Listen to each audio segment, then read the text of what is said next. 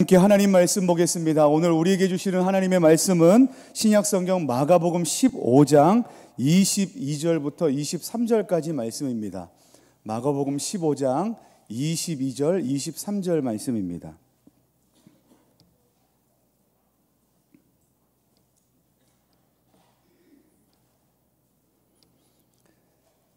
마가복음 15장 22절, 23절 우리 두 절 말씀인데요. 함께 한 목소리로 읽도록 하겠습니다. 우리 같이 읽습니다. 시작.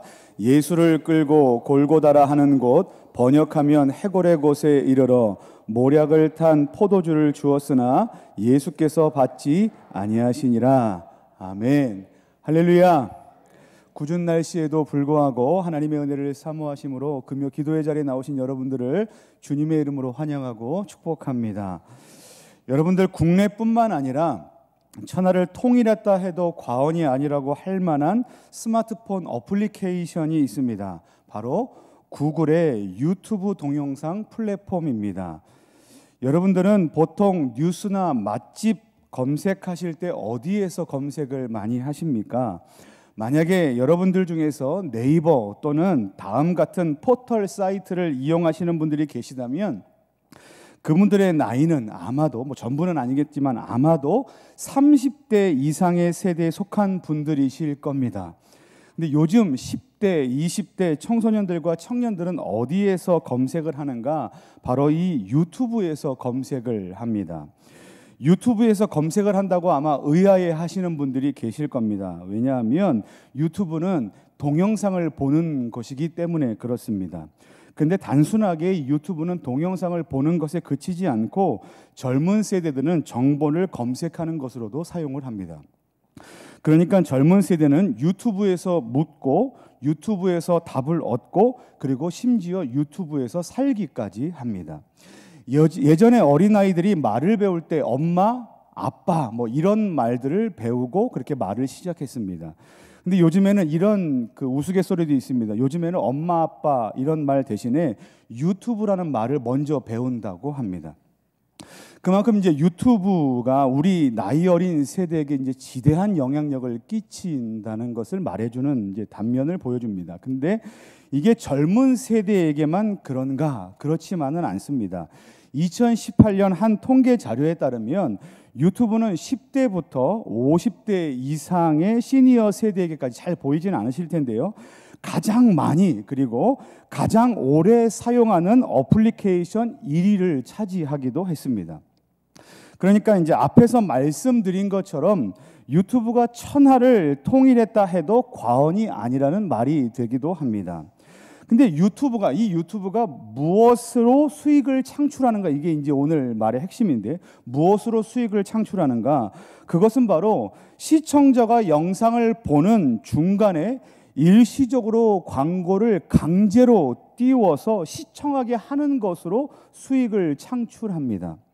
근데 몇 년 전부터 유튜브에서 프리미엄 서비스라는 것을 발표했습니다. 이것이 무엇인가 하면 유튜브 사용자가 광고를 보고 싶지 않다라고 마음을 먹으면 일정 금액을 지불하라는 겁니다. 그러면 그 돈을 지불한 사람에게는 강제로 광고를 띄우지 않겠다라는 겁니다. 그러니까 광고 때문에 발생하는 어떤 기다림의 시간을 돈을 주고 구입하라는 겁니다. 얼마나 편리합니까? 그러니까 아이들에게 어떤 이렇게 만화를 보여주고 있다가 광고가 탁 뜹니다. 막 게임 광고, 칼싸움하는 광고, 총 쏘는 광고가 뜨는데 당황스럽지 않습니까? 그러면 돈을 주면 이런 광고가 뜨지 않게 하겠다는 겁니다. 그래서 이 유튜브 프리미엄 서비스가 하나의 트렌드가 되었습니다. 여러분, 요즘 드라마를 보는 트렌드 추세가 또 하나 생겼습니다. 이미 예전부터 생겼지만 예전에는 연속극을 보려면 매주마다 본방을 꼭 챙겨봐야만 했습니다. 그래서 이것을 이제 본방사수라고 합니다. 그러다 보니까 어떤 특정한 재미있는 드라마를 하는 시간대에는 길거리에 인적이 드물었던 때도 있었습니다. 아주 이제 오래전 이야기인데요. 그런데 그런 방식에는 한 가지 고통이 존재합니다. 어떤 고통이냐면 드라마가 끝날 때 화면 오른쪽 하단에 뜨는 이런 문구를 마주하는 겁니다. 다음 이 시간에. 이런 문구를 마주하면 고통이 생깁니다. 이 가장 싫은 거죠. 야, 다음 주까지 어떻게 기다리냐. 이제 이런 일주일간의 기다림이 싫어지는 겁니다. 근데 이런 것을 싫어하는 그 심리와 그리고 과학 문명이 발달이 이 접목이 되면서 생긴 트렌드가 바로 뭐냐면 드라마 정주행이라는 문화입니다. 드라마를 한 주에 한두 편씩 기다리면서 볼 것이 아니라 한꺼번에 쭉 몰아서 본다. 정주행해서 본다라고 해서 정주행 문화라고 하는 겁니다. 그래서 이러한 정주행 트렌드를 인식하고 그것을 서비스에 적용한 기업이 있습니다. 바로 유튜브를 맹추격하고 있는 기업이 있는데 그 기업이 어디냐면 넷플릭스라는 기업입니다. 보통은 드라마를 제작할 때 예전처럼 TV에서 매주마다 한 편 내지 두 편씩 미니 시리즈로 이제 공개를 했는데요. 이 넷플릭스에서는 드라마를 제작할 때 사전에 전편 모두를 한꺼번에 제작을 합니다. 만약에 뭐 12부작, 16부작이면 한꺼번에 모든 걸 다 이렇게 미리 사전 제작을 하는 겁니다. 그리고 인터넷에 모든 걸 한꺼번에 다 공개를 해버리는 겁니다. 유료로 공개하는 거지요. 그래서 돈 있으면 한꺼번에 다 보라는 겁니다. 그래서 기다림을 싫어하는 현대인들에게 드라마를 1편부터 한 번 틀어놓으면 그냥 손가락 하나 까딱하지 않고 16부까지 손 하나 까딱하지 않고 계속해서 틀어놓으면 16부까지 끝 이렇게 틀어놓을 수 있게 만들어 놓는다는 겁니다. 그러니까 이 심리를 만족시켜주는 문화가 정주행 문화입니다. 그러니까 지금 이 두 가지, 그러니까 유튜브와 넷플릭스 같은 서비스는 모두 다 하나같이 현대인들이 가지고 있는 기다릴 때 발생하는 고통을 해소시켜주는 것을 서비스로 제공해 줘서 모두 다 성공한 케이스들입니다. 기다릴 때 발생하는 고통을 돈으로 해소시켜주는 것들이죠. 여러분, 여기서 우리가 겪고 있는 고통에 대해서 한번 잠깐 좀 생각해 보면 좋겠습니다. 고통은 우리 모두에게 너나 할 것 없이 우리 모두에게 다 찾아옵니다. 그리고 우리를 다 힘들게 합니다. 뭐 누구에게만 찾아오고 누구에게만 힘들게 하는 것이 아니라 우리 모두에게 찾아오고 우리 모두를 다 힘들게 합니다. 그런데 그때 우리가 갖게 되는 심정이 있습니다. 그게 뭐냐 하면 건너뛰고 싶다라는 마음입니다. 야, 이거 건너뛰고 싶다. 그냥 스킵이라고 그러죠. 빨리 지나버리고 싶다. 이게 나한테 없는 일처럼 빨리 지나버리면 좋겠다라는 마음이 우리 안에 있다는 겁니다. 내가 이와 같은 고통을 느끼지 않고 건너뛰어버렸으면 좋겠다. 눈 감고 뜨면 없어지는 일처럼 돼버렸으면 좋겠다라는 마음이 우리 안에 다 자리 잡고 있다는 겁니다. 근데 문제는 유튜브나 넷플릭스 같은 서비스에서는 일정한 돈을 지불하면 그 기다림에 대한 고통을 건너뛸 수 있습니다. 그런데 우리의 삶의 고통의 현장에서는 그 지난한 기다림과 같은 고통을 쉽게 건너뛸 수 없다는 겁니다. 그런데 고통의 시간은 우리에게 정말이지 말로 표현하기 힘들 만큼 어려운 시간입니다. 건너뛸 수 없다? 그러면 이거 쉽게 말해서 이 저주가 아닐까? 라고 생각하기 쉽습니다. 세상 사람들은 성도들에게 주어진 이러한 시간들을 보면서 야, 그거 저주 아니냐? 야, 왜 너는 성도라고 말하면서 예수를 믿는다고 말하면서 왜 그런 일이 생기냐라고 쉽게 그렇게 이야기할 수 있습니다. 그런데 우리 성도들은 그렇게 주어진 그러한 시간들이 결코 그렇게 저주라고 말할 수 없다라는 겁니다. 왜 그럴까요? 오늘 우리가 함께 읽은 말씀에 보면 예수님께서 골고다 언덕에서 십자가에 못 박히시기 바로 직전의 장면이 기록되어 있는데 예수님은 재판과 고문으로 인해서 이미 마음과 육신이 극한의 고통을 겪고 계시는 장면이 기록되어 있습니다. 그런데 중요한 것은 그것이 끝이 아니라는 사실입니다. 그 다음에 어떤 일이 남아 있으십니까? 십자가에 못 박히실 일이 아직 남아 있습니다. 십자가 처형의 잔혹함은 당시 사람들이라면 그 누구나 익히 알고 있는 일이었습니다. 게다가 예수님은 전지전능하신 하나님의 신성을 통해서 십자가의 고통이 무엇인지 이미 너무나 명확하게 잘 알고 계셨습니다. 그래서 예수님은 겟세마네 동산에서 기도하실 때 이 잔을 내게서 옮겨주셨으면 이라는 마음이 있었음을 고백하시기도 하셨습니다. 그런 인간적인 극한의 고통과 두려움 가운데 필요한 것이 무엇인지 아십니까? 바로 그 고통을 건너뛰고 싶은 마음, 그 고통을 마비시켜 줄 만한 그 무엇이 필요했을 것입니다. 오늘 우리가 읽은 말씀에 보면 그 무엇에 해당하는 것이 무엇인가? 바로 모략을 탄 포도주입니다. 모략은 일종의 마취제 같은 겁니다. 그것을 포도주에 타서 마시게 되면 십자가 처형에서 겪게 될 고통을 덜어주게 됩니다. 그러니까 순간의 고통을 건너뛰게 되는 거지요. 지금 이 순간 예수님이 그 모략을 탄 포도주를 마시게 되는 것은 어쩌면 선택의 문제가 아니라 당연한 일일 수 있습니다. 그것을 마신다 해도 뭐라 할 사람은 아무도 없을 것입니다. 그런데 예수님께서 어떻게 하셨는지 아십니까? 그것을 받지 않으셨습니다. 왜 받지 않으셨을까요? 예수님은 하나님이시니까 받지 않으셨을까요? 육신의 고통을 전혀 느끼지 않으실 것이니까 받지 않으셨을까요? 아닙니다. 전혀 그렇지 않습니다. 예수님은 참 신이시지만 참 인간이기도 하셨습니다. 그렇기 때문에 육신의 고통을 모두 다 느끼셨습니다. 그럼에도 불구하고 그것 마시기를 거절하셨습니다. 여러분, 또한 예수님은 이 모든 것을 한 번에 건너뛰실 능력도 있으셨습니다. 그럼에도 불구하고 예수님은 이 고통을 건너뛰지 않으셨습니다. 왜 건너뛰지 않으셨는가? 왜 그 고통 가운데 계셨는가라는 것입니다. 그 첫 번째 이유는 뭐냐면 그것은 바로 저와 여러분들의 죄를 대속하시기 위해서 그 고통 가운데 머물러 계셨다는 겁니다.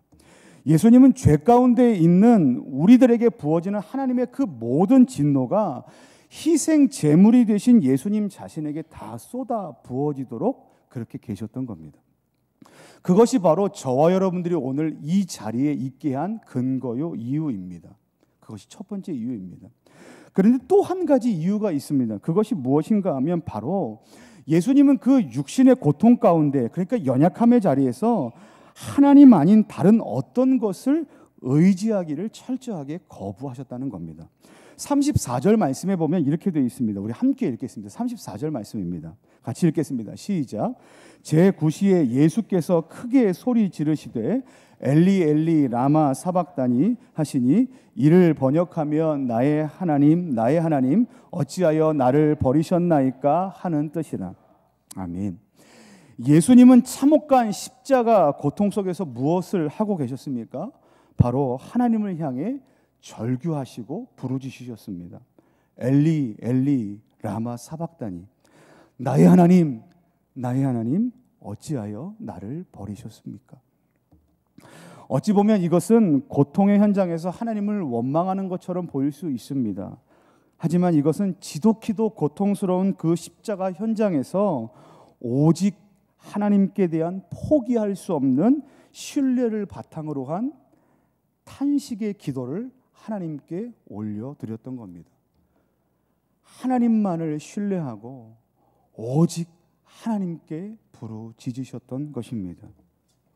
그런데 이렇게 하나님만을 바라보게 되는 탄식의 기도는 언제 할 수 있는가? 언제 하게 되는가?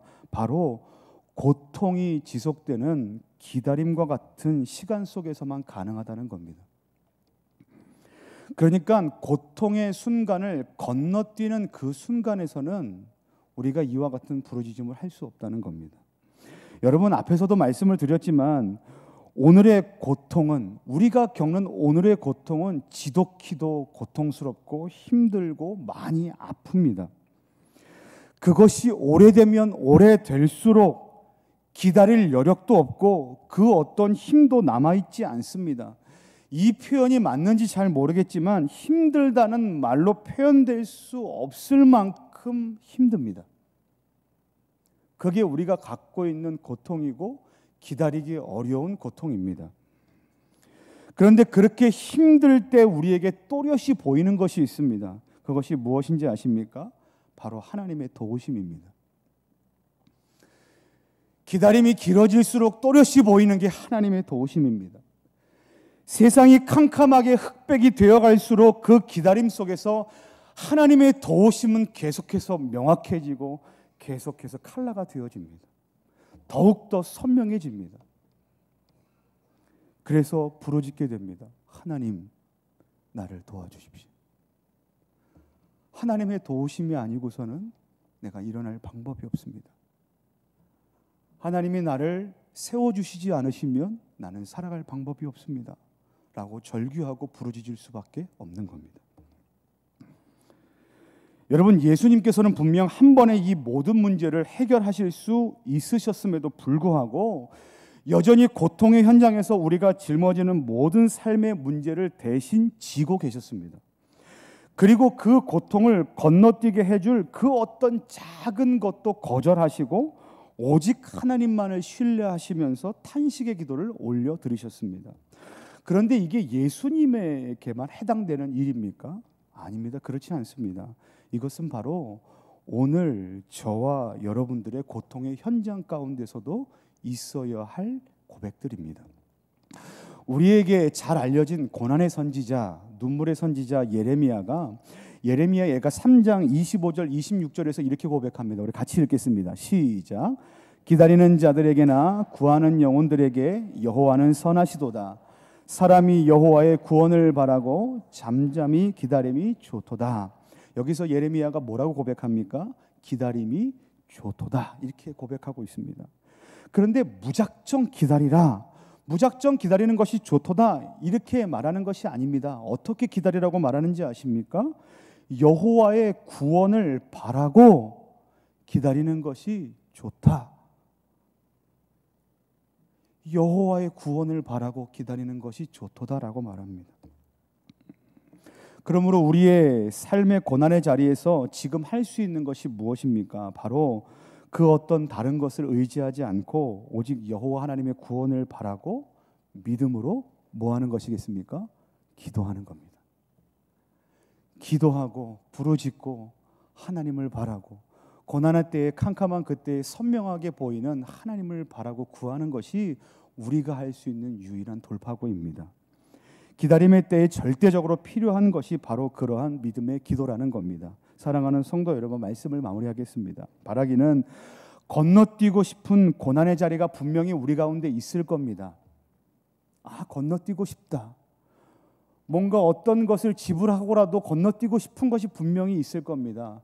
근데 그때 돈을 지불할 것이 아니라 그 기다림을 건너뛸 것이 아니라 오늘 우리 가운데 하나님께서 말씀하시는 것은 그 지난한 기다림 속에서 우리 가운데 선명해지는 것, 바로 우리를 구원하시는 하나님을 바라고 믿고 신뢰하고 믿음으로 기도하는 것, 그것이 오늘 우리가 해야 될 일이라고 하나님께서 말씀하십니다. 사랑하는 성도 여러분, 바라기는 오늘도 하나님을 바라고 믿고 신뢰하시면서 간절하게 구하고 부르짖으며 하나님의 은혜를 넉넉히 구하고 그 은혜를 경험하시는 저와 여러분들 되시기를 예수님의 이름으로 간절히 축원합니다. 우리 함께